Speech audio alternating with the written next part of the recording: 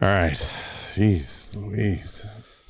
All right. We're back with another episode. First, the sponsors. Let me just pull up the feed. Guys, I apologize for being late. I know there's some of you coming in here now. I apologize. Eric, I apologize. Thank you for sharing the links. What time were we supposed to? Don't. I got to hype you. Oh, Nobody knows you're here yet. No, they do. They do. I got a special guest today. He's already made himself known. But first, we want to thank the sponsors. Head over to the website, johnbartoloshow.com. Go check out a complete list of sponsors there. I want to thank a few of them now. Shout out to Sig Sauer, Pulsar, Galco, Volquartsen, Right On Optics. Special shout out to Secure It. Go get some walls. Rhino Metals for all the furniture in here. We appreciate them. Special shout out to Angstead Arms. Thank you, Richie, for all the guns. We went into SHOT Show and we robbed his booth. We took every gun. We appreciate you. Special thanks to X Products, by the way. They sent me a fucking flamethrower and we have some type of weird backpack. We'll get a video to you guys soon on that. I got a special guest today, guys, and there's a complete list of the sponsors down below. Go check them out. Eric will be sharing them. Special guest today. He's the owner of goHUNT. He's doing magical things in the hunting industry. He's got some thoughts. Got some thoughts. We got the one and only Lorenzo Sartini. What's going on, brother? A lot is going on. Hanging and banging. Hanging and banging. Lots going on. So take me through why in God's name you started goHUNT and you wanted to get into that ridiculous community. Oh, that's a loaded question. How far do you want me to go back? Go back. What's the genesis of goHUNT and what made you start it? All right. So, I come from a hunting family, born and raised in Las Vegas. Obviously, not the best place for a hunter or outdoorsman. But my uncle and my dad, I grew up with them hunting as a young kid. Literally, since the day I could walk, all I wanted to do was go hunt with my dad and my uncle. You know, trying to do it as much as I can here. There's not a lot of opportunity. And I get to live in the glory days here, so thanks for bringing this up. I go back to the high school days. I'm like one of those old dudes. Take me back. Right, got a kid. I can't wait to tell him how good I was in high school. But I played football at a very high level. I come from a sports family, sports background, so I took football extremely serious. Played at a college prep school here in Vegas. A lot of people know it at Bishop Gorman. A lot of people hate it. Some people love it. Played there. Have a lot of really good friends that went on to do some big things, you know, in the league and all that stuff. So, but when I was there, you know, football and hunting season are over the exact same time. And so I was really taking football serious, but I always had this like pull to being an outdoorsman, like just wanting to be outside going to right. So every time I had the chance, I just told my dad, I want to go hunting. And you know, playoff football, state football was done early November. So my dad usually would take a hunting trip to, you know, Idaho, Texas. Went quite a few different places when I was in high school. Hunted Nevada as much as we could, Utah as much as we could. They were close. I could do them after a football game, Friday night football game, leave late afterwards. My uncle would come pick me up, drive me up to Utah, hunt Saturday, Sunday, drive through the night, get back to school on Monday. Sick. Yeah, right. So that was my life through high school, and had the opportunity to play at a big level. So I was kind of sifting through some scholarship offers, living in the glory days right now. What position? Strong safety. Oof. So outside linebacker, strong safety. I was a fullback. I can relate. Yeah, you know, it was fun, man. Nobody was on me. I had full speed contact wherever I went. It was great. Sniper. So, you know, I was really kind of sifting through opportunities with football, but the main thought in my decision process was, all right, how can I hunt and play at the same time? Like, which school am I going to that I can fish, hunt, do all this stuff, and play ball at the highest level I can find? So I started looking at mountain schools, Colorado State, lots of good hunting opportunities. I was going to say Colorado would have been yeah, ideal. Lots of good hunting opportunity there. Montana, Wyoming, really good hunting opportunity there. But going through this process, what I landed on was D1 AA was my best decision, right? Like, I know this sounds like a completely pussy move here, but they can require less time out of you. So I was a UMass guy, right? You know, it gives me more time to go do the outdoorsman thing. And I was going to play it as long as I could, or as long as the sport would let me. But at the same time, like the first thing on my mind was hunting in the outdoors. So I ended up on D1 AA. University of Montana is where I went. Go Grizz. Went up there. Big Sky. Right? It was an unbelievable place. Best 4 years of my life was in Montana. And the reason why is, so when I went up there on the football, with the football opportunity, I don't know. I'm one of those, like, I'm an emotional feeler kind of guy. Yeah. Like I just kind of, I live in my feelings a lot. And if it doesn't feel right, it's hard for me to do it. And I just couldn't feel right about taking the opportunity away from somebody who really wanted to play football. Right. And I was taking that away from them when all I really wanted to do was go hunting and fishing. So I was like just struggling like crazy and just was never settled, always stressed out. So I ended up not playing. I had some head and neck issues too that made the decision a lot easier to go through with. But made not the decision. Easy. No, not easy. I made the decision. It's my first time going through therapy as a young age, and it wasn't obviously real therapy, but it was just kind of like talking sports through, psychology, working through it. Yeah, I was working through, who I was going to be and what I wanted to do and all this stuff. So I ended up not playing, and I stayed up in Montana for all 4 years, even though I wasn't playing. And all I did was hunt and fish literally every single day. So I became a huge waterfowler at the time. Pacific Flyway has a 120-day season. Big game season starts early August. So like, man, I was in it. And then fly fishing through the spring, not the best time to go, but spring runoff water. But as soon as fly hatches started, I was all about it. So I was in blue ribbon streams in the spring, and then I was chasing big game in early fall, and then waterfowl all through the winter. I lived in Montana. It's a lot of change up there. It's starting to, the secret's out. Let's put it that way. The secret in Montana is out in for sure. Huge way. So I have, I'm going to skip ahead here to today now, but I have an office up there in Bozeman. We have a satellite office in Utah and one in Bozeman, Montana. And I cannot believe the difference from when I was in school to right now. It's absolutely unbelievable. Yeah, it's changed a lot up there, and the development's insane to see, especially the amount of people living up there. Like I was in Whitefish and Kalispell, so I get it.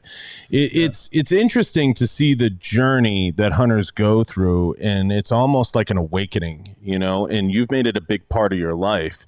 And obviously through goHUNT, you've created a lot of opportunity, and it's a larger organization than even I foresaw. Did you foresee it getting to the point that it's at now? It is so much bigger than I ever would have thought. Ever entirely would have thought. So when I was in school in Montana, it wasn't the genesis of goHUNT, but what I really saw and understood was, I got to know people from North and South Dakota, Washington, Oregon, Wyoming, Idaho, and I got to understand hunting opportunity from a local's perspective, from a resident perspective. Just like I could tell them about Nevada, they could tell me about their home states and what the opportunities were. And I'm like, holy shit, growing up in the South, opportunity isn't really the first thing on your mind. We don't have the amount of animals and we don't have the tag quotas down here to support, guaranteed tags, over the counter tags, guaranteed opportunity to go hunting unless you're hunting small game.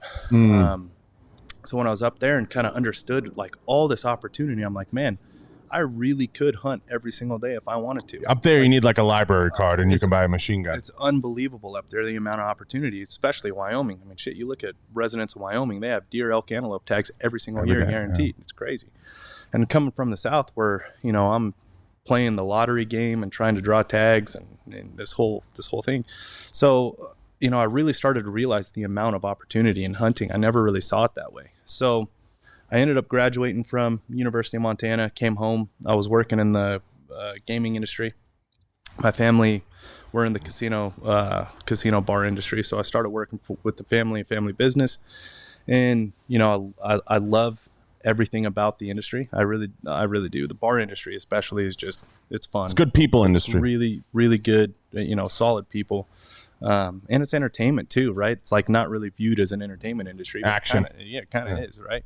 So working in the bar industry, doing all this stuff. But again, my personality and who I am, like I can't really do something I'm not entirely connected with. And all I could keep thinking about was hunting. It was just always on my mind how I could hunt more, how potentially I could even work in the hunting industry. And the real genesis of goHUNT was Jason Hairston of Kuyu. So, and this is where Brendan Burns comes in. Hi, Burnsy. Hi, Burnsy. Yeah. One of your good friends now. But I wrote an entirely embarrassing email when I was young, 23 years old, 24 years old, newly graduated from college. I don't know what I was thinking or what I was doing, but I wrote an email to Jason Hairston. Just, he released a piece of content that was titled The Defiant Troublemaker, like how he was just flipping the gear and apparel industry within hunting on its head. And he was a football guy. Football guy, played 49ers, did a lot of really good things. Started Sitka too. I mean, the guy's track record was unbelievable. Like literally one of the ones that you looked at and you went, holy he's the shit, man. This guy's for real. And I wrote him an email, just said, I titled my email The Defiant Troublemaker, and told him like, hey, I'm young. I haven't had the time to really mature anything within the hunting industry, but I love what you're putting out there. And I kind of jived with him on this blog that he was doing and being entirely transparent about the materials he was using, why he was building things the way he was building it, which was new to hunting. Like before Jason Hairston in the hunting industry, people had no idea what their gear was made out of. They didn't know what the markups were. They didn't know if they were using the cheapest shit out of China and marking it up, 100%, if they were using the good stuff and just taking a little vig off the top. Well, Jason was 100% transparent with what he was doing. And that's why he called himself the Defiant Troublemaker. And he absolutely changed the hunting industry. He educated the consumers so now consumers know and are expecting certain materials and whatever pieces of gear that they're using. And that is absolutely on the back of Jason Hairston. So anyways, I wrote him this email. I have it saved. I look at it from time to time just to remind myself of goHUNT really was nothing in the beginning without Jason. So I'll read it back. Pretty embarrassing. Was not the most professional or like how I'd want myself to come off to a guy like Jason Hairston, but I don't know what I was doing. I was just taking a shot. And he emailed me back and said he was coming through Las Vegas, going through on a business trip. He wanted to get together for lunch. So he, out of his own time, building KUIU, which was like, it was a fucking rocket ship since day one. So I can't imagine how busy he was. Came through Las Vegas and sat down with me for lunch at one of our family bars, and we sat and talked it out for hours and hours on end. And he gave me a lot of confidence about what the hunting industry is, what it's capable of, how big it is, the ways to go about it, because it is so archaic and so old school, and people don't really market it or educate the consumer to gain the trust. There's really no brand loyalty, all these things running me through. And, he's right. He was entirely right. And now you can't say the same thing about the industry now today. And he changed that individually. He changed that. So him and I stayed in touch. We did a lot of good things together. There was a point where I potentially was going to go to California and work for him. Dixon, California, not the best place unless you're a waterfowler, and then it's a fantastic place.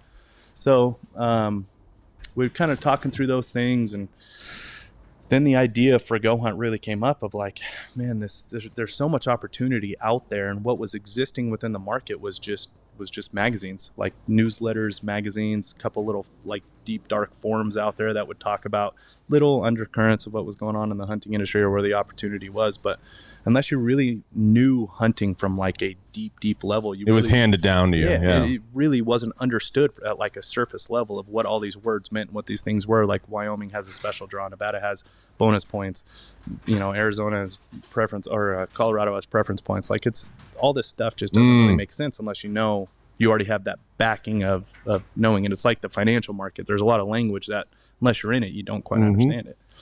So I met a guy, Chris Porter. He was working for my family's business at the time, and he was overseeing the interactive gaming license when online poker was a huge thing. So he's going to get mad at me if he listens to this, because I can't ever remember if it was Full Tilt or I think it was Full Tilt or whatever the other bigger one was. He'll get pissed off at me for this.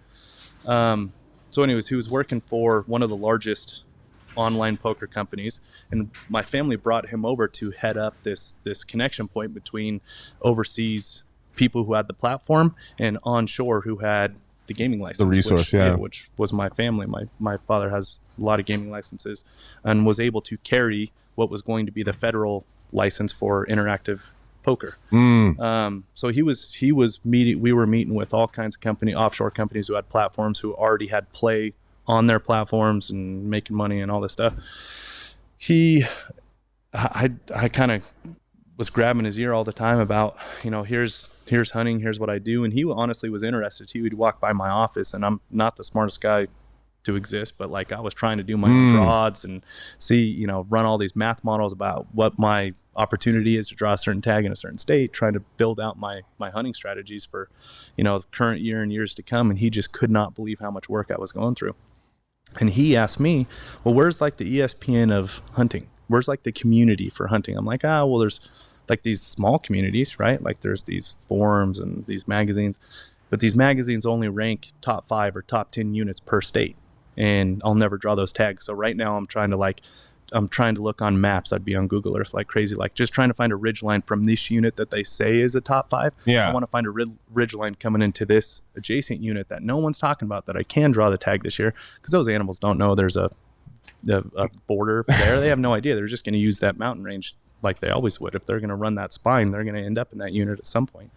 So I'm like doing all this research, and he put in my head the power of online and what we really could do. His first comment to me was like, well, if we did something, why wouldn't we do every unit, every species, every Western state? And for those who don't know, or like just to give a little context here, you take Nevada, for example. Nevada has 170 something individual geographic areas, which we call GMUs, game management units. We call them units for short. So every spring or early spring, late winter, like right now, these application seasons are open to actually go into the draw system, to go into the lottery system. I, as a hunter, have to pick one. I get 5 choices in Nevada, and all these other states are different. I'm not going to bore all the listeners of exactly how all this works. We'll just take Nevada since it's the home state, and that's where we're at right now. But I have to pick 5 of the 170 plus options for deer, for elk, for antelope. Those are the species I'm interested in. And it's kind of like being a day trader. Like what I really need to decide on what my 5 choices are out of all those 170 plus units, I need to understand the data. How many tags? What's my opportunity for actually getting a tag? What's the harvest success? How much public land is there? Like, am I going to get choked out from access with private land? All these things factor into essentially being a day trader, where I'm trying to make my picks. Like, what am I betting on, And every state's different. There's a crazy amount of information for anybody who's not familiar. Yeah, it seems to me the barrier of entry, Lorenzo, is the knowledge in hunting, and you're bridging that gap. Am I wrong in saying that, or where am I? You're entirely right on saying that, because going through all this stuff with, just giving this backstory, I know it's long-winded, but that's just how much information really that is needed for just one state, let alone the 16, 17, however many states you're applying in. And they all cost money. So, when we were talking through what the opportunity was for goHUNT and how much, I genuinely believe everybody deserves the right to go hunting, and everybody should go hunting. Everyone should understand living with the world and not on it, right? Like we're a part of everything. We're here for a reason. We're the only living organisms that can understand a complex situation and figure it out. And sustainability, we're the only ones capable. If you let a grizzly bear out in a pen of sheep, it's going to be dead in a year because it's going to eat all of them in the first couple months. You put a human in a pen of sheep, he's going to live forever because he's going to understand sustainability, kill one, keep the others, live off the others, right? Like we are capable of understanding that, and no other animal is. So as civilization has progressed to where it is now, and everybody wants to disconnect and cut themselves out of this world, Mother Earth and everything that it has to share and everything that it provides for us, like people want to willingly cut themselves out and say, oh no, we don't belong in that part of it.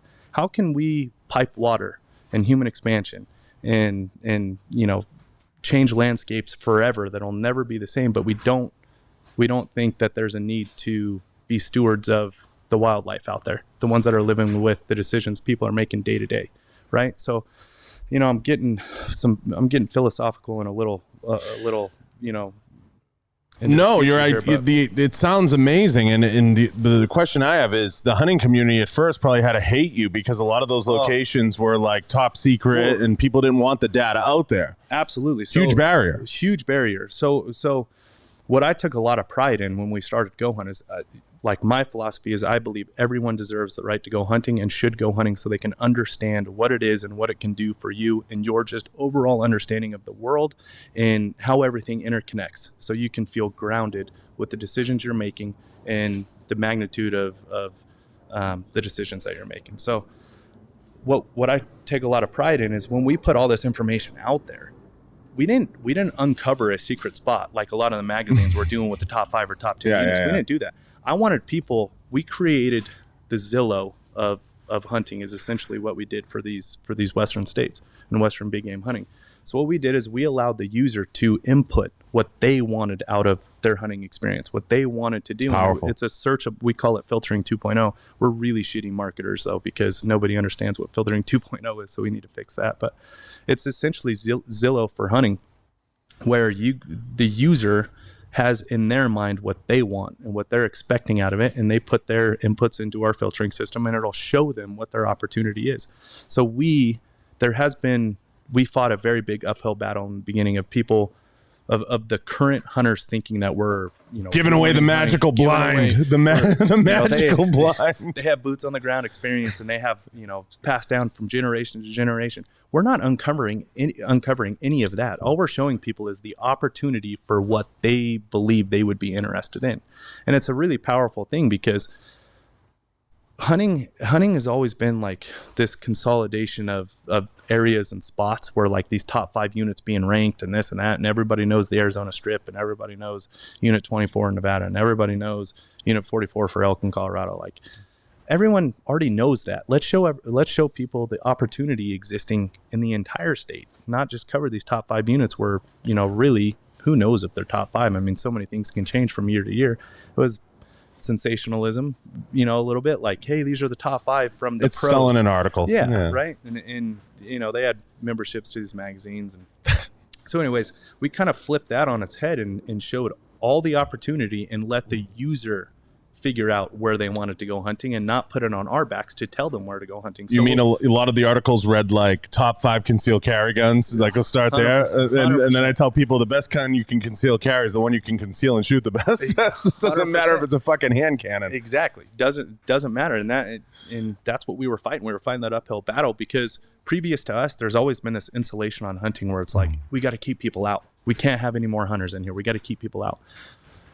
Which is so counterintuitive to me. We just had that conversation offline. Yeah, it's so counterintuitive to me because how is that a recipe for sustainability when you're not letting new people in and you're just kind of keeping this thing insulated where you're not letting other people in the outside world experience it and understand it, right? So and we're facing new pressures every day on hunting and hunting industry. I mean, two-way people are they're not shy to that. They're fighting the same battles too. And it's just been this like really hard thing for me to understand that this insulation on top of hunting before, previous to us, where everyone was keeping it secret and you had to prove yourself before you got in. So the barrier to entry, you weren't finding any new hunters because they were like, fuck it. If I gotta do this to just get in, now it's not worth it. It's not worth my time. I want somebody to like coach me through it. I want this connection. I want this community of people who are sharing these same issues with me of trying to figure out how to get into hunting. And so that's what we really uncovered. And we still fight a lot of hate to this day about, of course, letting new hunters in. But it's funny how the industries are like that, though, Lorenzo. Let me stop you there for a second because I want to get into the depths of goHUNT and more of the stuff that you do. But it's funny how both industries are that way. Like I tell people all the time, when you go and do jiu-jitsu, they're very open, like come on the mat. But in the gun industry, it's like, look at his finger. It's in the wrong place. He's doing it wrong. Everybody's so quick to be like, this one or that one's doing wrong. How about you shut the fuck up and just say, I'm glad they're doing it. Why don't we try that? But that's fucking too hard for everybody in this business because your dick gets in the way of your ego. No question. It's the no question. You haven't killed enough people. You're not a door gunner. Thank God I'm on here with a Boston guy because I don't have the personality. Because I don't give a fuck. I love it. I absolutely love it. So, and hunting is entirely the same way. Before us, there literally is places that exist within the hunting industry where people's entire social status resides on how many big animals they've killed. Who gives a fuck how many big animals you've killed? That's for you. Like, that's your goal. That's for you. That's all good, right? How about these other people that want to come in, understand and experience hunting for what it is, and are going to help us protect it going into the future, right? Like, let's allow them in. Let's tell them. New people in the hunting industry. Fuck that. Yeah. Well, the beautiful thing in all this too, which is what I mean, everyone comes at us. These tags are, so the tag quotas out there, I just, give some context, because this is the beauty in the entire thing. The tag quotas, how many animals they're going to give the ability for hunters to go after. So let's just call it 1,000 tags, just for easy math. There is 1,000 tags per year going out into the Nevada mule deer hunting community.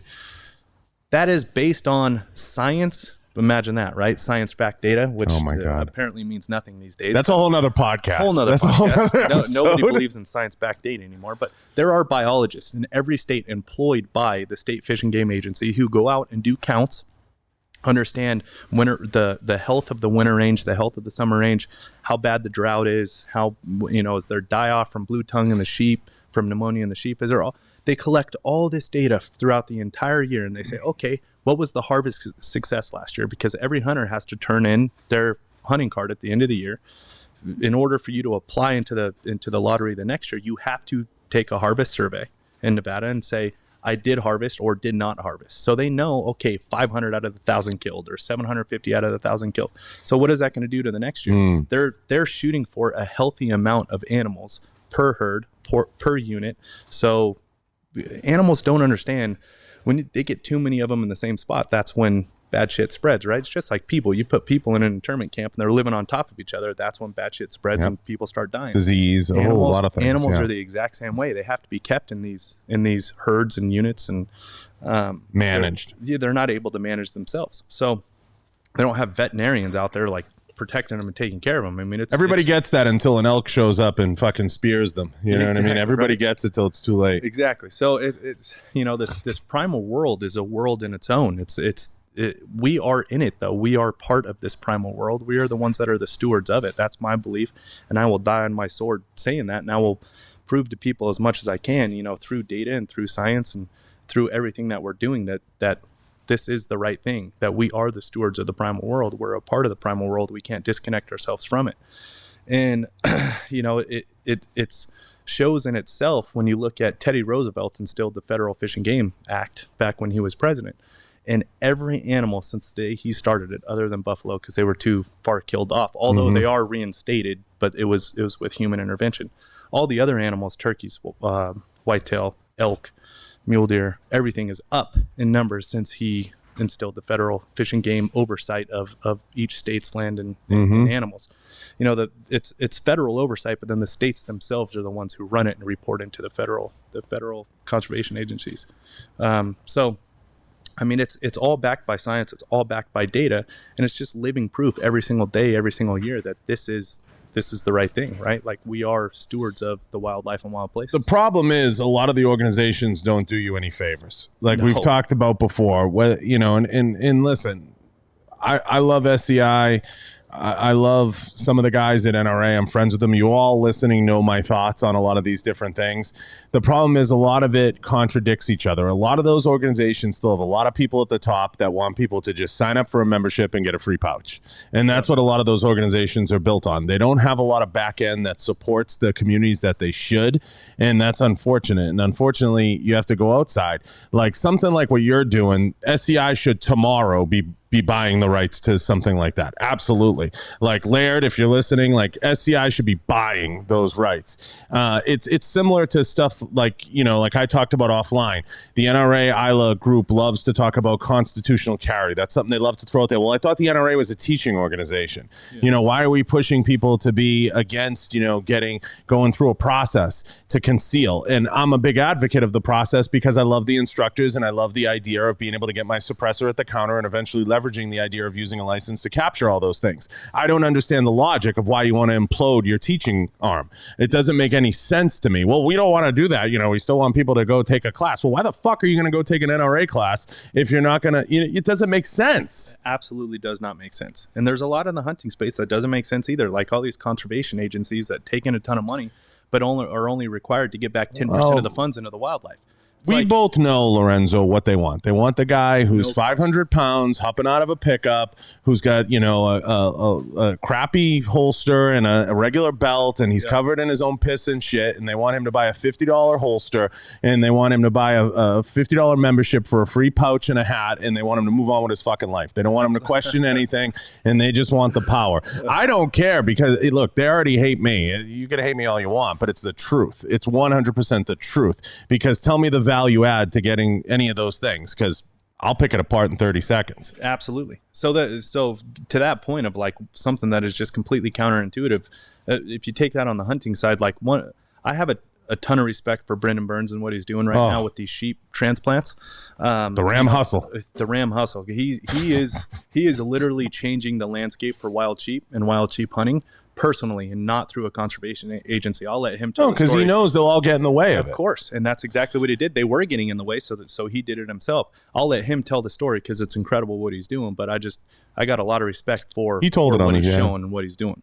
But to the NRA point in the hunting space now, of something that just doesn't make sense. They're in the hunting industry as a whole.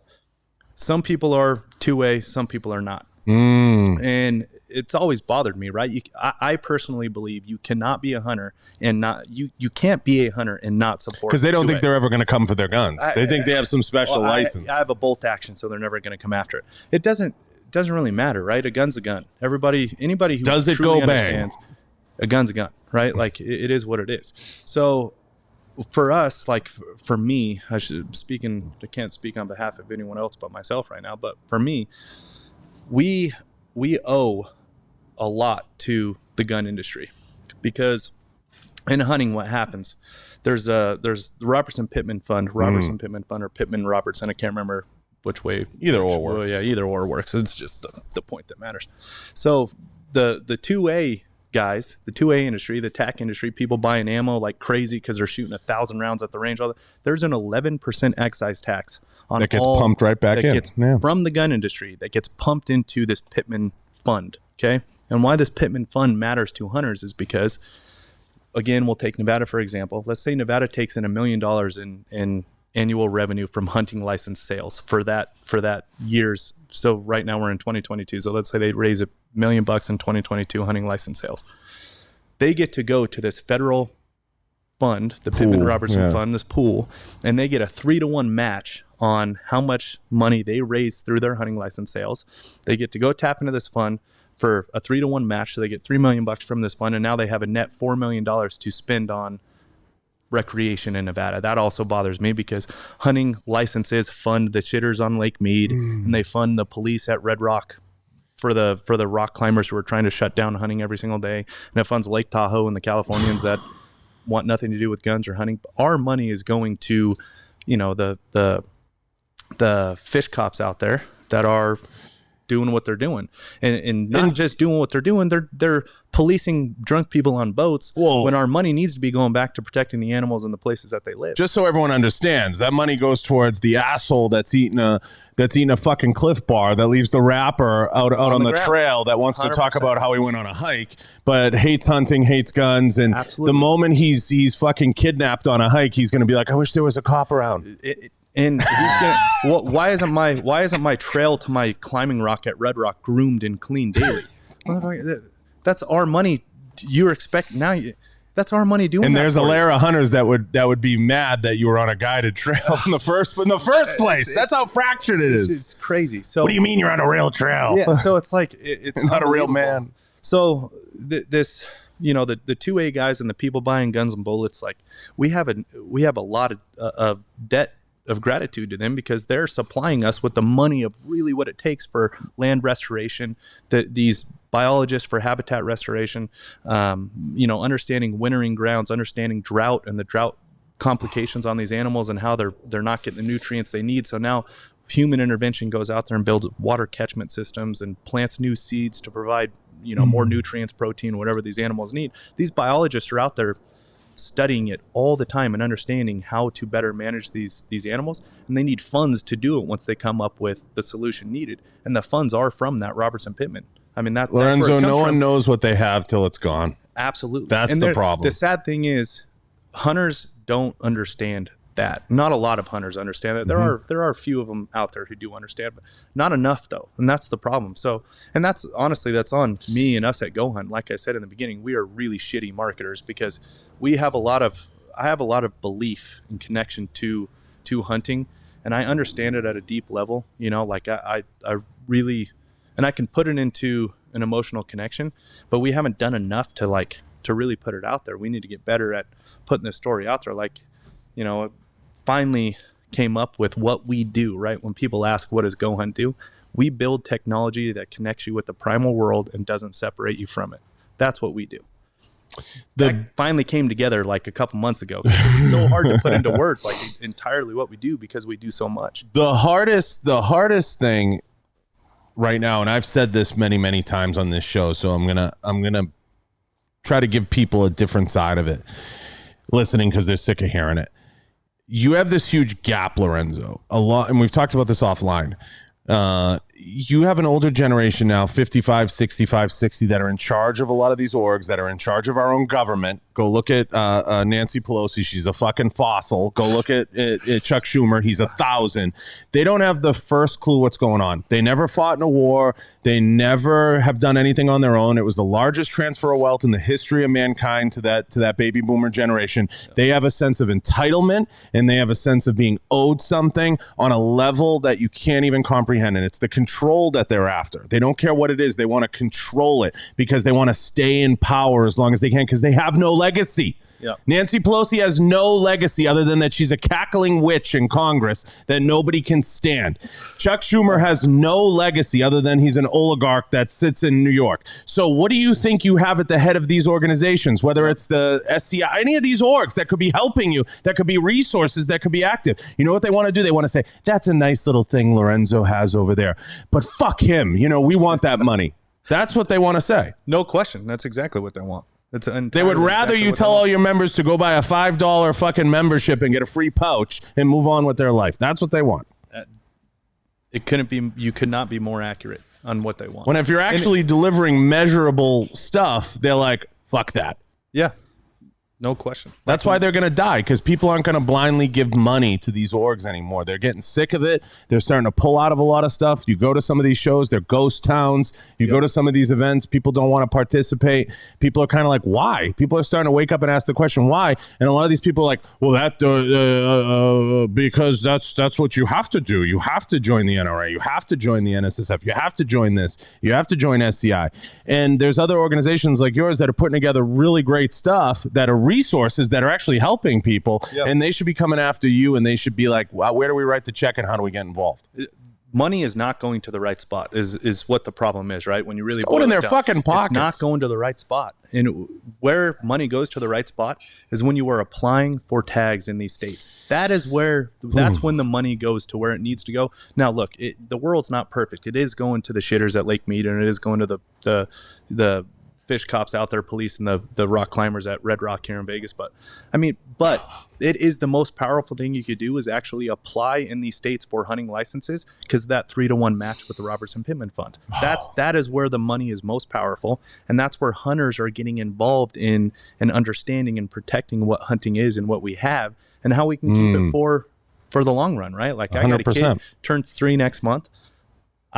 Who knows what hunting is going to be by the time he's 12, right? He has to be 12 years old before he can big game hunt in the West. Texas, a little different. There's some stuff out there in some of these states he can hunt younger, but just in general, he's got to be 12 years old before he can hunt. Who knows what hunting is going to be by the time he's 12? Like, it's a kind of a scary thought to think about it and to say, I don't know what it's going to be.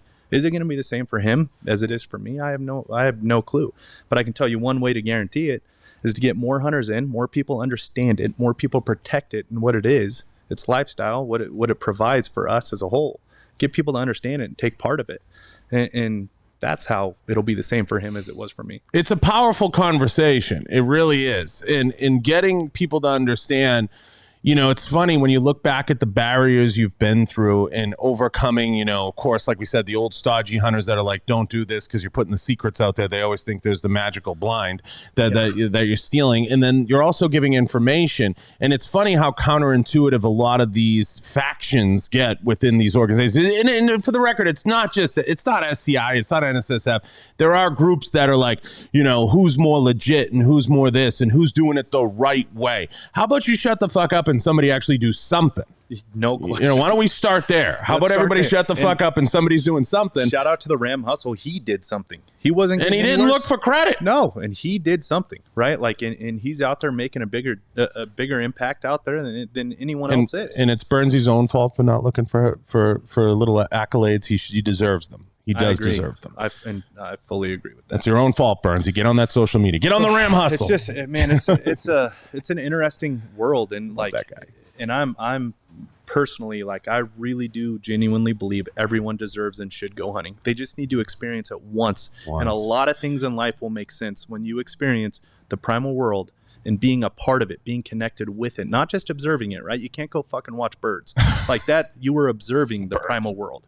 If you go connect with the primal world and be a part of it, a lot of things in life will make sense. And everyone I've taken hunting absolutely agrees with me when we're done. Like, a lot of things make sense when you had to say birds. It makes people sound like such creepers. Going to bird watching. You can't go observe nature. You can't go watch grizzly bears in Yellowstone National Park. You have to be a part of it and understand the impacts. Here's another good one for Yellowstone National Park, talking about money going to the wrong places. This fucking wolf thing going on, right? Are you familiar with the reintroduction vaguely, of but wolves? go ahead, because I know you're gonna have deep thoughts. So I got a lot of deep thoughts. So I was in college in Montana when they implanted the wolves into Yellowstone National Park. I'm gonna just talk about it from a high level. I don't want to get picked apart on data from people listening, but just talk about it from a high level. Here's all anybody needs to know. The North American gray wolf, or the North American wolf, went extinct. We wanted to transplant and bring in new wolves. Okay. Where did we go to get them? We went to Northwest Territories and brought the McKenzie River Valley wolf. Way bigger, way more powerful. People can find me on data all you want on that, but I've hunted them there. I've hunted them here. They're the same wolf now. They didn't used to be the same wolf. Wolves are hard to put down. Our wolves back in the day, right? You boil it down to the simplest form, right? You look at what the Western United States was and is. We have elk, we have mule deer, we have whitetail. Not the biggest animals. We got moose in some places, but we have Shiras moose. They're not tundra moose. They're not Alaskan moose. Like pretty much a 300 Win Mag will drop anything in North America. Anything. And you look at geographic topography, you look at hydrology, the amount of water out there, you look at vegetation, all this stuff. The wolves that lived here back when we had wolves in North America, they didn't have to deal with much, right? There's only so much water. They don't have to travel a lot. The animals aren't quite that big. They don't live in like the nastiest places you could ever imagine.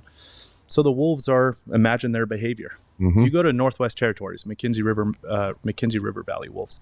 They have grizzly bears to contend with. They have wolverines to contend with. They have Dall sheep. They have tundra moose or Alaskan moose or Nesling River moose, whatever. Giant fucking moose. Yeah. They have mountain goats. They have stone sheep. They have all these like crazy animals that live in these crazy places. So these wolves, biologically from beginning of time since they were there, have to travel everywhere. There's water literally in every valley. So there's no such thing as like a water hole up there in Canada. So these wolves travel in massive packs, go after the biggest animals. They have to contend with the biggest predators on planet Earth. So we brought that wolf down here to Montana and Idaho, and now we're going to put them in Colorado, I think next year, the year after. It's like, dude, they're at a fucking fast food joint because all I got to do is sit on one water hole, because we have one water hole per how many square miles, where you go up in Northwest Territories, there's literally water running through every single valley, coming off every single mountain. You don't even have to carry water in your backpack when you hunt up there. You just come across a creek every half a mile and drink straight out of the creek, right? So down here, it's like, okay, these wolves just have to sit on water holes.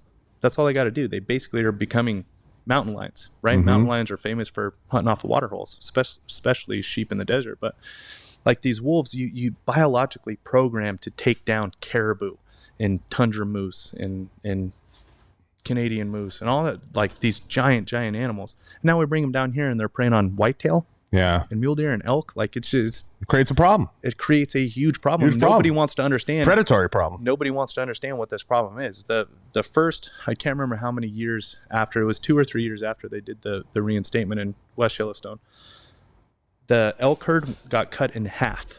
Well, the problem literally got cut in half in population from this reinstatement. The problem is what you're getting at, and you want to be delicate saying it, is the tree huggers that don't understand this. They don't want to, they just want to say live and let live. Yep. And the problem is what you're getting at, which is it creates a huge predatory problem. It creates a population problem, and it creates a feeding problem. It creates three problems which contribute to the downside of an animal, of a creature. And if the wolves are guarding the water hole and the wolves are growing as big as fucking mountain lions, and wolves are tough to put down. If anyone hasn't seen a wolf kill, go on YouTube or go see some of the they don't go down. They're not one shot, one kill animals. Anyone who says that is full of shit. And just finding them, like I do love wolves. There's no question. Like they have their place in the primal world. They definitely do. It's just there are consequences to decisions made when you bring a specific wolf to somewhere that they are not biologically predispositioned for. Right? Like it's just different. There's complications to decisions being made, and this is one of them, where now we have this wolf that is just decimating our animals down here, elk, mule deer, whitetail. I mean, up there they don't have elk, mule deer, and whitetail. No. where these wolves are in Northwest Territory. So Eric asked 2 questions. He said, what do you think about hunting with a 300 Blackout? I don't mind hunting with a 300 Blackout. I know some hunters would be against it. I think it's a great caliber on a hog hunt. I think it's a lot of fun. I think it's easily reloadable, and it's not going to cost you as much as a Win Mag or 6.5 Creedmoor, especially for some smaller hunts. No question. 308 Winchester, not quite the 30-06 that's your daddy's round, but I like 308. It's a good all-around versatile round. I would say to anybody that's starting out, go get a 308 like I have set up there. I think that's a 6.5. But something around 6.5 or 308 is going to be your good all-around caliber. I wouldn't go with 30-06. I don't know what your thoughts are, but just want to answer this question. I agree. Yeah, if to that question specifically, I mean, what's your use case in hunting? Yeah. Like, what kind of animals are you going out there for? If you really want to get into Western big game, deer, elk, antelope, or you can be Gucci and use a Nosler. Yeah, you can be kind of Gucci. 30 Nosler. 30 Nosler is now the new. There's always that Gucci asshole that's like, I shoot Nosler. Yeah, right. So, but 308's a great gun. Packs a lot of power. The ballistics on it at long range aren't quite as good as like a 7mm. I like 6.5. 6.5's great. 6.5 PRC is kind of one that's taken over the hunting flat, right easier to range. Flat. Yeah. 300 Blackout. So I have a couple 300 Blackouts. I like them. They're obviously incredible for being suppressed. Light packing. Yeah, and being suppressed, they're awesome. Heavy bullets, not really good long down range, obviously. 150 yards. Yeah, a lot of drop on the long range there, but I mean it's a great caliber. I would say this to Eric, and I would say this to everybody listening, just so you understand. There's a lot of caliber, and we could play the caliber debate for a whole podcast. There's a lot of calibers. There's a lot of shit out there to choose from. You want a nice versatile round that you can take out and you can use quite a bit. Whether it's 308, I say go right to 300 Win Mag. You could drop anything in North America, and then your 308 is kind of your versatile out of your bag. If you're going to have a third gun, I would suggest 300 Blackout is a nice gun to have, especially for hog. Whitetail, maybe coyote, whitetail. You could smaller whitetails. You could take them down. But yeah, I mean, for the most part, don't get caught up in the caliber game. Yeah, I agree. Fully agree. And it all comes down to use case, personal preference. A good optic supersedes a good caliber. Absolutely, too. No question. Can't kill what you can't find. And the biggest mistake people make, I feel, in hunting is they overthink too much. Just get out there and just learn as you go. And I always tell people, like, work with what you have. If you get out there, you'll find a way. Don't get don't shoot a 17 Hornet at a deer. You're just gonna piss it off. Don't fucking do that. Yeah, no question. But at the end of the day, I always tell people good optics and a nice sling and a good stock is going to save your day. You can get a $600 freaking gun. And the famous saying in hunting is you can't kill what you can't find. Optics are the most important. You need good binoculars, good spotting scope, and then a good optic on top of whatever it is you're shooting. What do you usually suggest? Because I always tell people, start with a higher end Vortex and work your way up. Yep. There's a lot of great optics out there. You don't need a Schmidt and Bender to take on the world. Absolutely not. So Vortex is where everyone should start. So base standard. The other thing with goHUNT too. So we have an e-commerce arm to our business. Yeah. So we build technology to connect you with the primal world, right? But we also have an e-commerce arm to our business because I want people to have trusted gear in their hands. So when they actually do take that step to go out into the wild and go hunting and go be a part of this primal world, they have gear that they can believe in. It's gear that we've all used within the walls of goHUNT. It's how we've worked our way up. So everything we carry in that store is for a reason. And we also, again, like, just doesn't make sense to me, but MAP pricing, minimum advertised price, right? I don't know how familiar you are, and I don't know, 2A probably has a big MAP policy. Everyone violates it. Hunting has a huge MAP policy, and no one violates it because the powers that be, I'm not going to bring up any names, but there's some powers out there that it's not my fault that I don't have 100,000 square foot footprint and crazy amounts of inventory and have to employ 1,000 people in this one spot to make this engine run. I have a model that doesn't need that. I have an e-commerce model. I don't know why I need to sell my gear at the same price as you, but they protect the shit out of it. So what we did, because I come from the gaming background, is we did a loyalty. We have a loyalty app that we custom built into our e-commerce program. So Costco for guns. So MAP pricing in our industry states that when somebody checks out at the big box or with us, it has to hit the credit card at the same price. It doesn't say what we can do after the fact. So what we do is if you come buy something from us, hit your credit card for the same price it would at a big box store, we give you points back. Points. One point equals $1 for us. It's very clear that it's not as simple as just a point.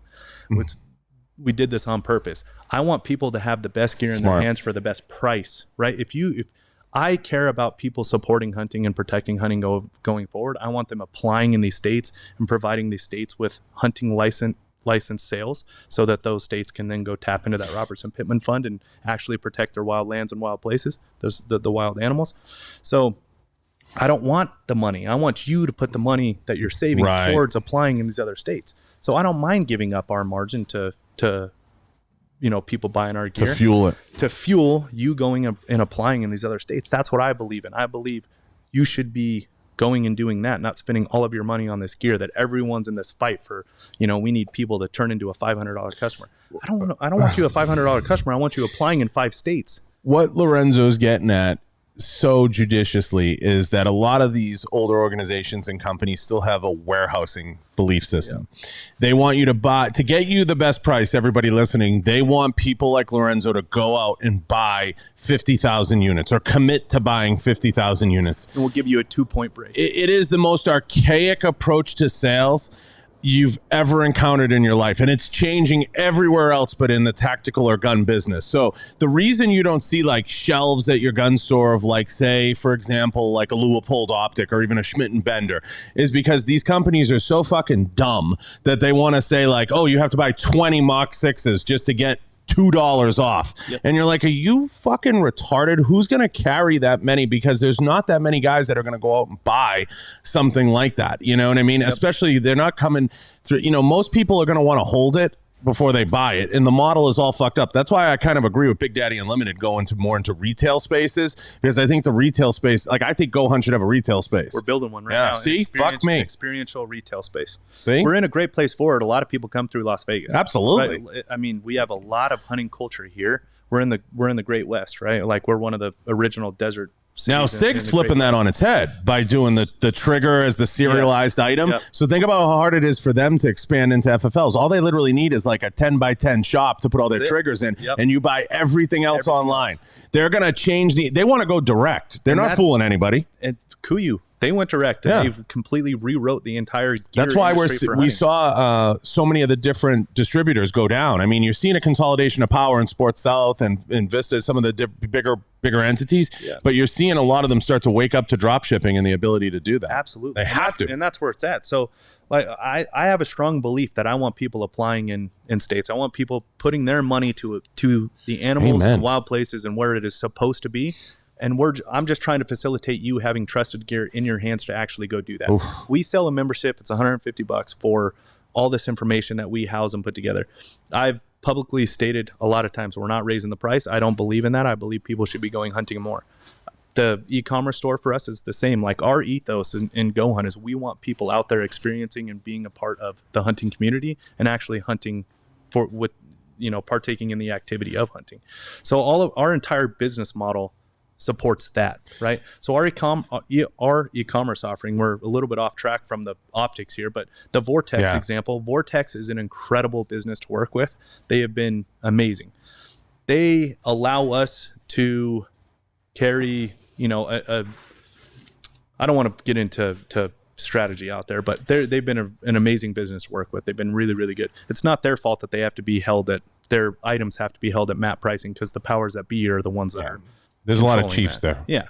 So shout out to Seamus and Ruben. So they've been an amazing company to work with, and they're a really good starting place. Obviously, the end all be all in hunting is Swarovski. Like that's just the end all be all. You don't need a Swarovski to go hunting though. And this is where like another thing gets in. Do you need, in the tack world, like, what's my brother-in-law. Oh, there's a lot of great EOTech. There's a lot of great products out there in the tack community that optics wise. Do you need to carry a Staccato? No. You don't need I don't even know why it's called Staccato. It used to be STI and it was just fine. I still haven't got to the fucking bottom of the name. Kristen, if you're listening over at Staccato, please, or Nathan, I love you guys. Someone tell me why the name changed. Like I'm all about. It's been our year-long debate. A fucking year-long debate in here. I love cool shit, and I'm all for. Why you would take such a great American company and give it that greaseball last name like mine? Saying, but it is a badass piece of equipment, right? I mean, the Staccato is incredible. My brother, one right there, yeah, like right there, DVC carry, right? It's a handgun by far. Yeah, it's an incredible piece of gear. But do you need one? No. And it's the same thing in hunting. Do you need Swarovski? No. Like Vortex, some Loophole, some of these other companies out there are making really good products. So Swarovski's always a funny one because people think they made their money on figurines. I always get a kick out of that.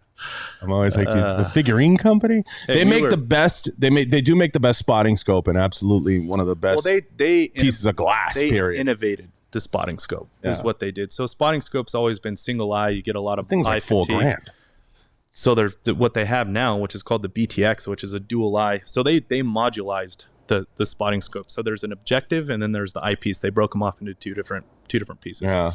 So they own the modularization of, that's how you fucking say it, of they own almost everything but the glass. I think. In their glass, they have the treatment that they use on their glass is proprietary to them, just like Loophole. They're just sourcing it. But their treatment that they use, they have IP on the treatment, right? Yeah. And that's why their glass does have better edge to edge clarity and certain things. But it's not like, most people, and I mean including myself, cannot tell the difference between a lot of this stuff. Sometimes the upper end stuff you can, but like in the game that we're playing with hunting, I mean we're early mornings, late nights, low light, gray light. That's what we're focused on because that's when animals are active.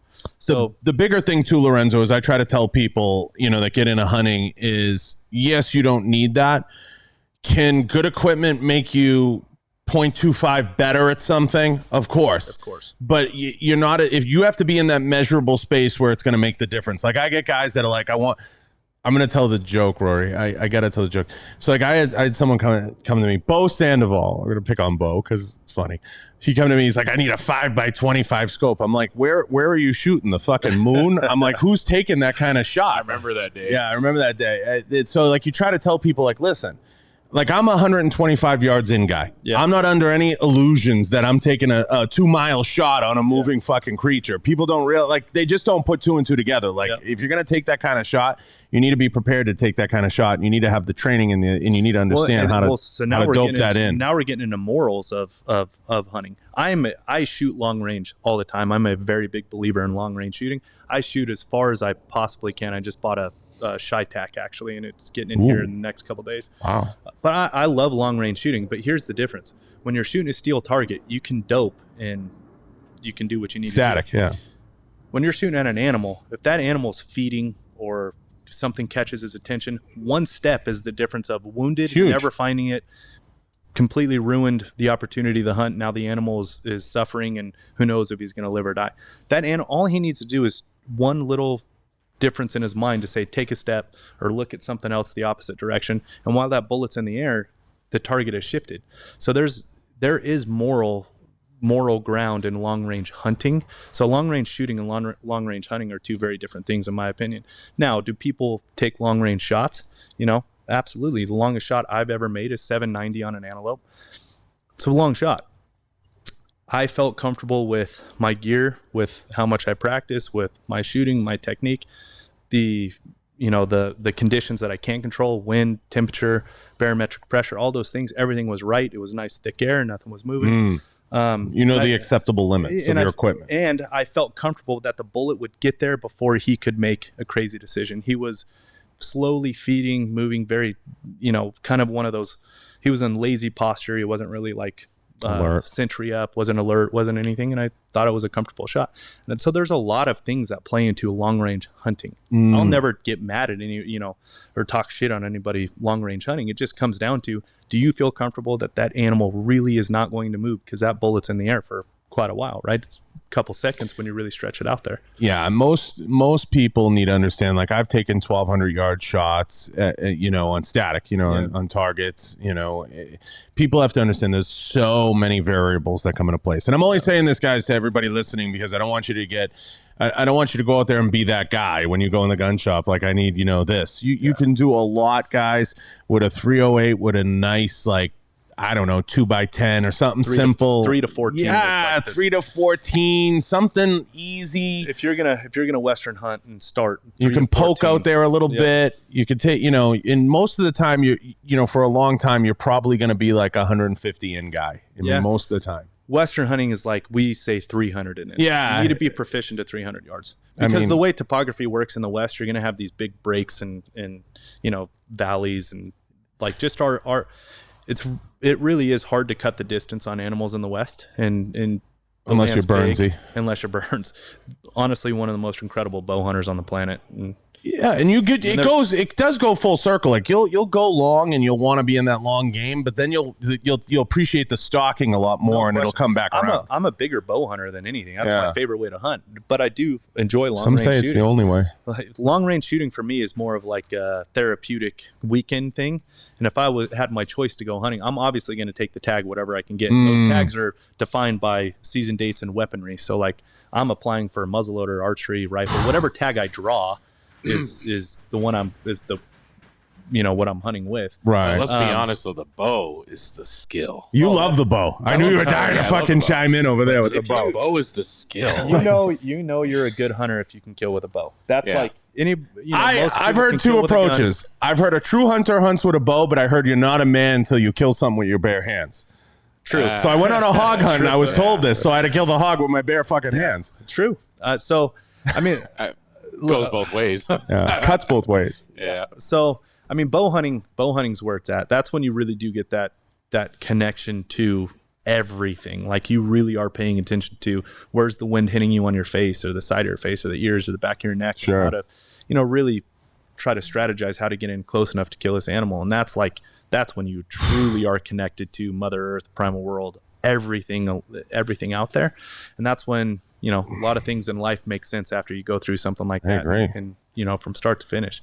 So, but with gun hunting too, like it's all about barrier to entry and it's all about people having a successful trip, right? Success is a lot of different things to a lot of different people. It doesn't have to be killing something. It doesn't have to be, success is enjoying the journey, enjoying what you were doing, loving it so much, the experience, loving it so much that you're going to do it again the next year. Yeah. That's what we're after. We are trying to provide and build technology to connect you with that primal world so you experience it to the point where you want to do it again next year and the year after and the year after. That's what we do.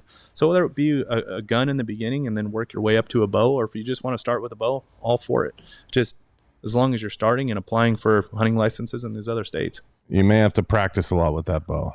have to practice. get a lot of time in. Yeah. What do we have for time, Rory? How are we doing? Over an hour. Oh, wow. We're cruising along. Listen, I don't want to get lost in the sauce here. Would you come back? Yeah, absolutely. I fucking love it.